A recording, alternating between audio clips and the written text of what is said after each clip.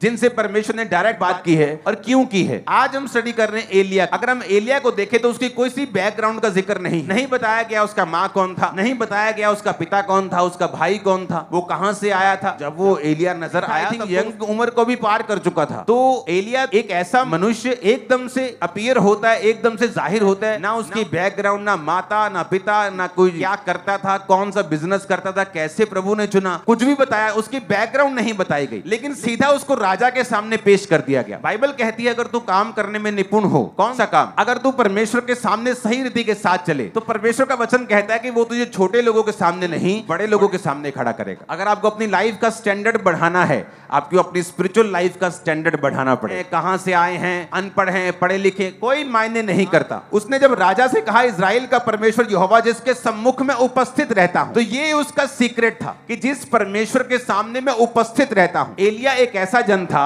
जो रोज प्रभु के सामने उपस्थित रहता था, प्रभु के सामने खड़ा रहता था, उसकी हजूरी में रहता था, उसकी प्रेजेंस में रहता था, प्रार्थना में रहता था। ये उसका सीक्रेट था। तो परमेश्वर ये बताने की कोशिश यहाँ पे वचन में कर रहे थे कि अगर तुम प्रभु के सामने उपस्थित रह सको रोज, तुम्हारी लाइफ में क्या है, बैकग्राउंड क्या है, रंग क्या है, जाति क्या है, कहां से आए हो, अमीर हो, गरीब हो, पढ़े लिखे हो, ऊंचे हो, नीचे हो, गोरे हो, काले हो, छोटे हो, बड़े हो, लंबे हो, नाटे हो, कोई मतलब नहीं। अगर तुम उपस्थित रह सकते हो प्रभु के सामने रोज, तो बाइबल कहती है वो तुम्हें राजाओं के सामने भी खड़ा कर सकता है, वो तुम्हें ऊंचा कर सकता है, तुम्हारे स्टैंडर्ड को बढ़ा सकता है। आमीन। मेरे को ऊंचे वाला चाहिए।